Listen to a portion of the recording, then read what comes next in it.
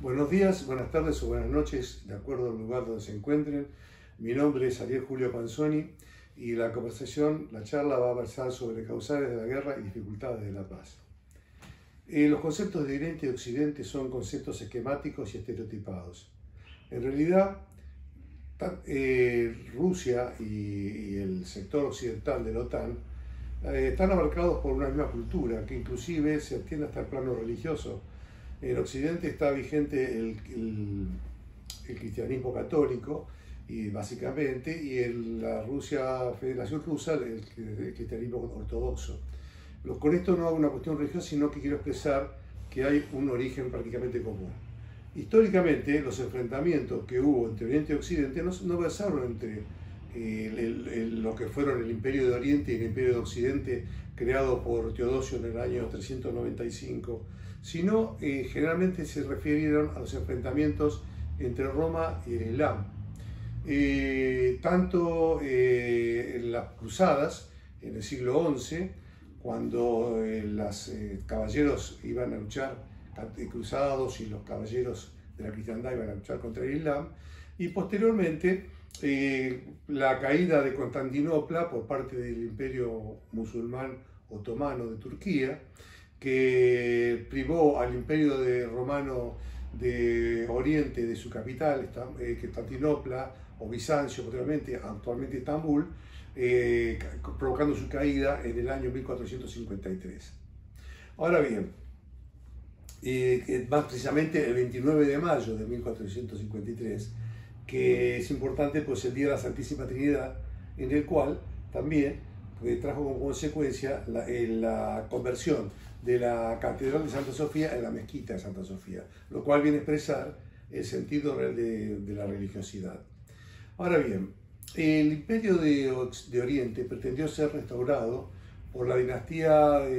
rusa de los Romanov, cuya traducción de ese apellido a nuestro idioma es Roma Nueva, pero en realidad nunca lo restituyó porque nunca recuperó Estambul. Esto determinó que tuviera una única salida al mar por las aguas heladas de Vladivostok, pero no por el estrecho del Bósforo hacia el mar Mediterráneo a través del Mar Negro. Ahora bien, Stalin,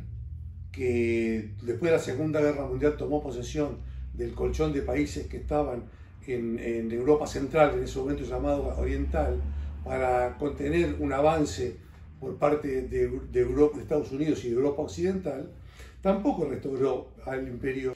Oriental, por cuanto él mismo nunca recuperó Bizancio ni Estambul, y la capital del Imperio Romano de Oriente no estuvo nunca ni en San Petersburgo ni en Moscú. Ahora bien, en 1989 se produce la caída del muro de Berlín, lo que significa en la práctica la renuncia de lo que era la Unión Soviética de todos los territorios que conformaban su imperio, que se pasaron a constituir repúblicas independientes. Creer que eso significó la caída del socialismo real y un cambio drástico en el plano interno de la Federación Rusa, ex Unión Soviética, es incurrir en un error, por cuanto el comunismo, antes de la perestroika y la glasnost, comenzó un proceso de transformación en 1956 con el primer ministro soviético Nikita Khrushchev, quien denunció los crímenes de Stalin en lo que se denominó el deshielo, tomado el nombre de un libro del escritor ruso Ilya Ehrenburg, que obtuviera el premio Nobel de literatura, y también la liberalización de la economía, siguiendo los criterios libermanistas del beneficio. Acá podríamos decir que la economía rusa, soviética, que fue tradicionalmente ineficiente, empezó a adoptar las pautas de producción de Occidente, o las pautas de productividad de Occidente, buscando restringir al máximo los gastos y lograr elevar al máximo los beneficios de las empresas, y dándole inclusive cierta injerencia del mercado, no tanto estando digitado desde el centro, desde la capital Moscú. Ahora bien, más allá de las teorías libermanistas, no fueron en el único lugar en que se desarrollaron. También se desarrollaron en Checoslovaquia durante los acontecimientos de 1968, por inspiración del economista Ota Sik, y en la propia China, después del gran salto adelante de Mao Zedong, que generó una gran hambruna, se produjo un revisionismo encabezado por Liu Shaoxi, llamado el Khrushchev chino. Es decir, lo que quiero decir con esto es que el comunismo tuvo una evolución que, partiendo de la muerte de Stalin y con Khrushchev, desembocó en Gorbachov. Pero en definitiva, decir que el comunismo ha cambiado en Rusia o en China el régimen o la inspiración autoritaria o bien la inspiración política que los caracterizaba, sería un error, porque básicamente, mismo en China, desde la banda de los cuatro encabezada por la viuda de Mao, se pasó a la figura de Deng Xiaoping, que fue recordado por el ejército, y cuando le dijeron que estaba apartando de las teorías del comunismo por apartarse de la doctrina de Mao y virar hacia el capitalismo, señaló que la característica del comunismo era la praxis, en el sentido de que tenía su destino, el destino del marxismo era cambiar la realidad y no describirla, como pretendía el propio Marx. Sin embargo, el vacío de poder dejado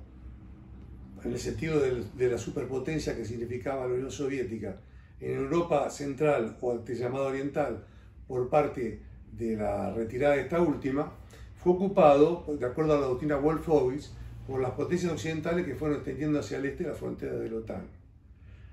Sin embargo, la jugada de Putin en tal sentido varió la estrategia de Stalin, pero no se dejó de preservar, porque reemplazó en la existencia de un colchón por parte emplazado en esos países por generar una dependencia energética por parte de Alemania hacia la Unión Soviética. No le costó mucho hacerlo, por cuanto tuvo un entendimiento con Angela Merkel, que provenía del sector oriental de Alemania, lo que fue la República Democrática de Alemania, y él seguramente lo habrá conocido porque fue un representante de la KGB en Alemania Oriental, siendo un enlace con la Stasi. En consecuencia, es posible que este entendimiento se diera entre ellos dos de manera natural. Esta conjunción entre la energía soviética apoyando la tecnología alemana, de alguna manera viene a revivir la teoría geopolítica de Karl Haushofer, quien inspirara a Adolf Hitler, el cual le había dicho que le resultaba conveniente a Alemania unirse desde el oeste hacia el este con Rusia para forzar una integración que lo haría un imperio terrestre imbatible. Fue por eso que en la Segunda Guerra Mundial, cuando Hitler invade Checoslovaquia, cuando genera la anexión de Austria, no provocó ninguna reacción de las potencias occidentales, pero sí la provocó cuando, en connivencia con la Unión Soviética, tomó posesión de Polonia. En realidad, ¿por qué reaccionó Occidente? Porque lo que le molestaba no era tanto la invasión de Polonia, ni siquiera su partición, cuanto la eventual unión o pacto de no agresión entre Alemania y Rusia, en ese momento la Unión Soviética de Stalin. Esta reacción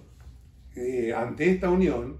generó que Alemania fuera combatida. Y he leído por ahí en algún libro alguien que se pregunta por qué Occidente castigó a Alemania declarando la guerra, pero no a Rusia, porque claramente si hubiera castigado a las dos, las hubiera unido todavía más.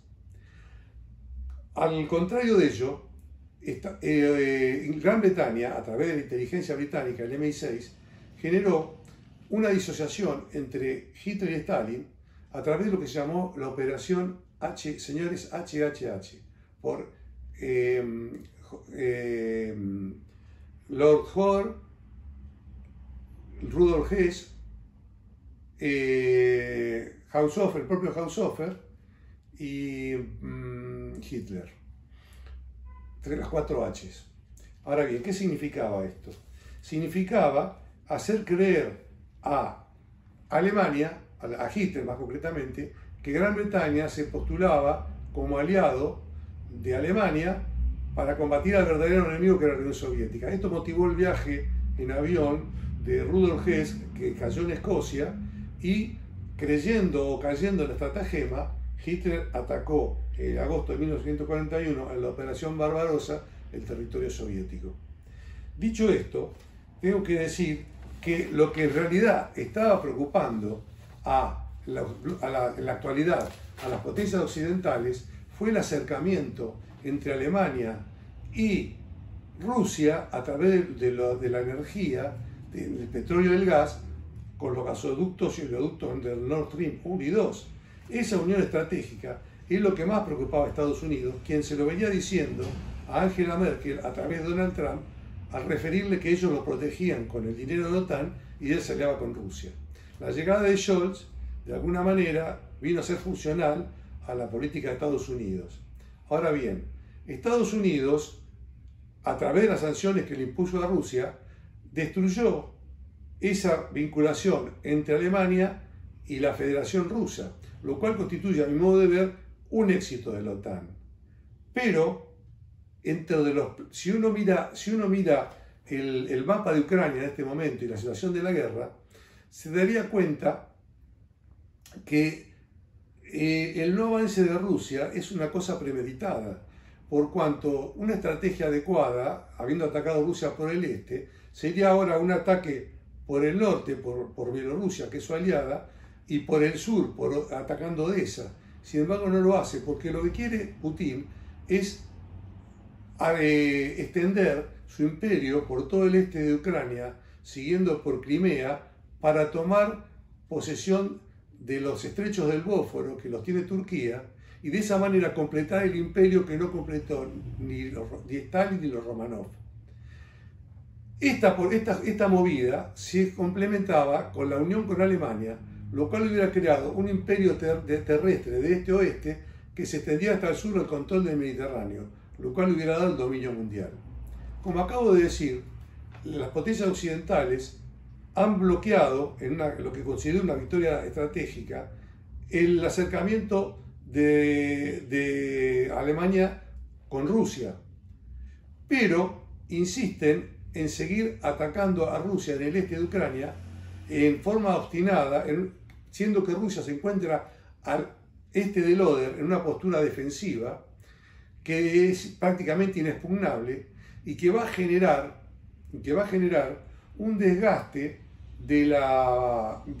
Ucrania y de las carencias de las potencias occidentales de armamento, que en algún momento pudiera provocar el colapso del bando atacante y el necesario avance de Rusia hacia Kiev. De esa manera, Rusia tomaría posesión de Ucrania y de ahí a ensoberbecerse y tomar posesión de Turquía no habría más que un paso. En estas circunstancias, Rusia se proyectaría hacia Turquía en un momento en que los arsenales norteamericanos estarían mermados, lo mismo los europeos, las finanzas de Estados Unidos y Europa, y también en momentos en que los pueblos de Europa Occidental y Estados Unidos estuvieran en una situación de rebeldía contra sus gobiernos como consecuencia de las carencias económicas y de las privaciones que les habría ocasionado paradójicamente el primer triunfo de la OTAN, que fue el bloqueo del suministro de petróleo y de gas.